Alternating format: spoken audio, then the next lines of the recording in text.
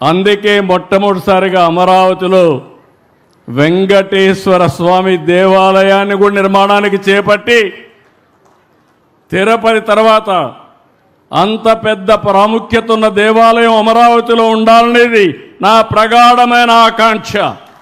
మిగిలిన దేవాలయాలు చర్చిలు కానీ మసీదులు కానీ అవన్నీ వస్తాయి. ఆ యాంగిల్ నేను ఎవ్రీడే మీరు అపార్థం చేసుకోకపోతే మీరందరూ ఆశ్చర్యపోకపోతే నేను ఒకటే కోరుకుంటా, అమరావతి ప్రజా రాజధాని, అమరావతి దేవతల రాజధాని, కలియుగ దేవుడు వెంకటేశ్వర స్వామి. నేను ప్రతిరోజు వర్చువల్గా ఆయన దగ్గరికి వెళ్తాను, ప్రార్థన చేస్తాను. ప్రార్థన చేసి ఏం చేస్తానంటే, నాకు శక్తినివ్వండి, మంచి ఆలోచననివ్వండి, అమరావతి రాజధాని ప్రపంచంలో నెంబర్ 1 రాజధానిగా తయారు చేయడానికి ఆశీర్వదించమని కోరుకుని అక్కడి నుంచి ఇంకెదురు తిరగను. నేను వెనక్కి ముందుకు చూడను. ఒక అమరావతి కాదు, రాష్ట్రం మొత్తం అభివృద్ధి కావాలి.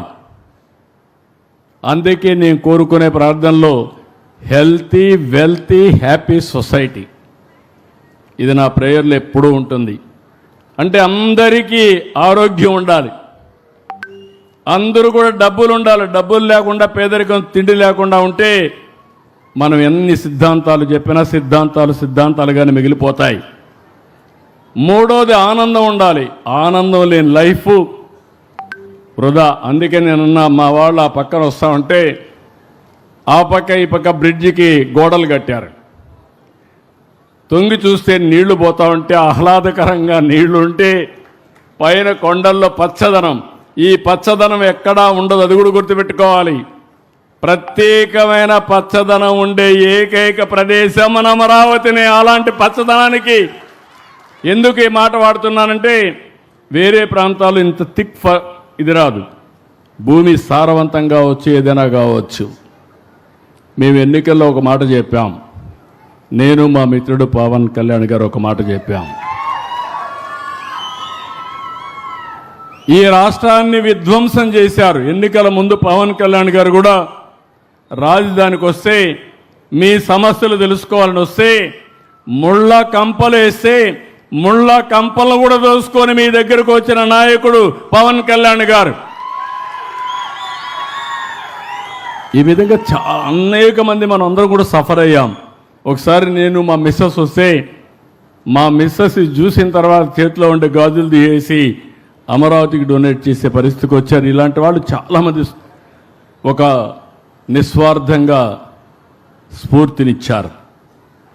ఈరోజు ఇవన్నీ ఆలోచించిన తర్వాత మీకు ఒకటే చెప్తున్నాను, అమరావతి ఏ విధంగా ఉంటుందనే దానికి ప్రపంచంలో ఎక్కడా లేని సిటీగా ఉండాలంటే నో పోల్స్. ఎక్కడా పోల్సే కనపడవు. ఏ సర్వీస్ కూడా రావాలంటే రోడ్డు కట్ చేసే పనే ఉండదు. నేను హైదరాబాద్ చూసేవాడిని, సెక్రటరియట్ ముందర, అసెంబ్లీ ముందర ఒక ఆయన వచ్చి ఒకసారి రోడ్డు కట్ చేస్తాడు, ఆయన వెళ్ళంగానే ఇంకొక ఆయన వస్తాడు, నేను కరెంటు నీళ్లు తీసుకుపోవాలి, ఆయన కట్ చేస్తాడు, ఇంకొక ఆయన వస్తాడు, మురుగు వస్తూ ఉంది, పైపు లీక్ అయిపోయింది, మళ్ళా రిపేర్ చేయాలి, ఇంకొక ఆయన కట్ చేస్తాడు.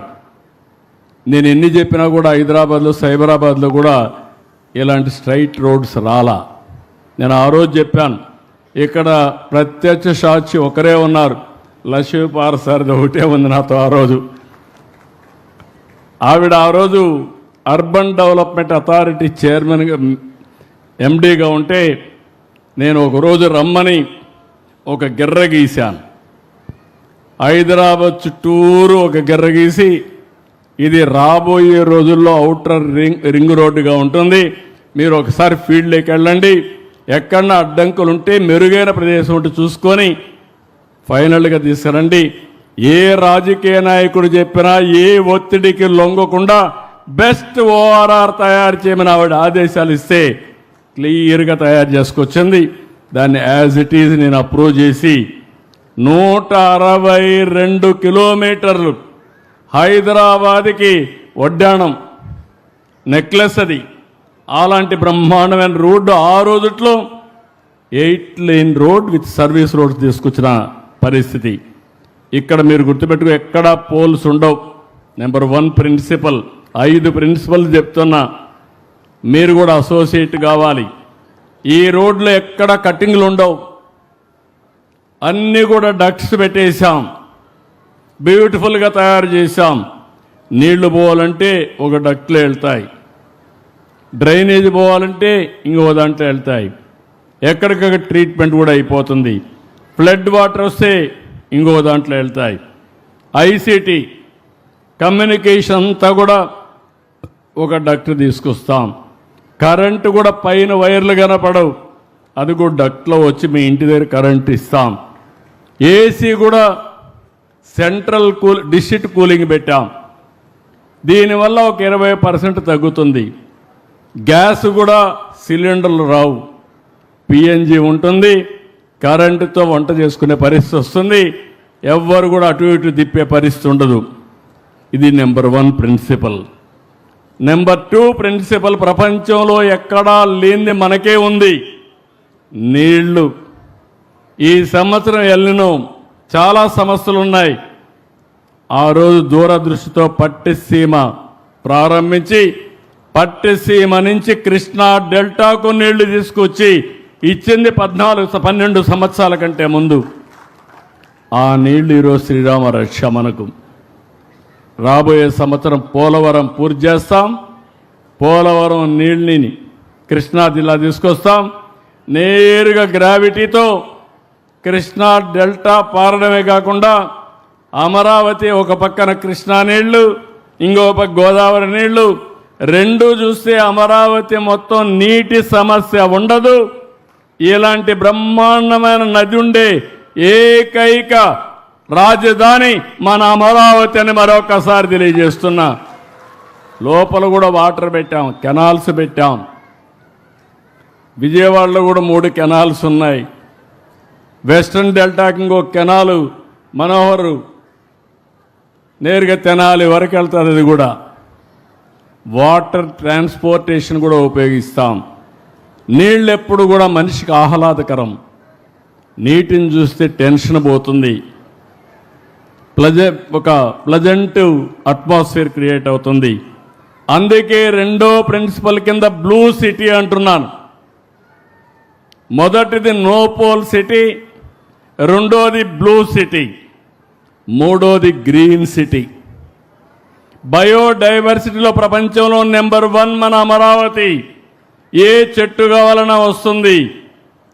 చెట్టు ఎప్పుడు కూడా మనకు ఆహ్లాదకరంగా ఉంటుంది, ఆరోగ్యకరంగా ఉంటుంది, మనకు ఆక్సిజన్ ఇస్తుంది. కాబట్టి గ్రీన్ సిటీ కూడా తయారు చేస్తాం. గార్డెన్స్కి ఎక్కువ ఇంపార్టెన్స్ ఇస్తాం.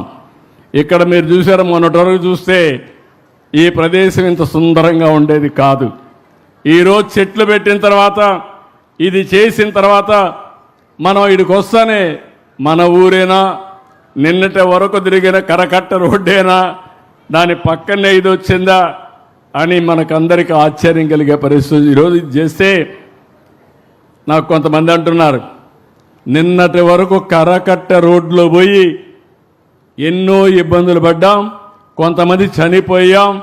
ఈరోజు అమరావతి రాజధానికి రాజమార్గాన్ని ఏర్పాటు చేసుకున్నాం. వన్స్ ఈ రోడ్డు ఎక్కితే ఇంకా మీకు అక్కడి నుంచి అనుభూతే.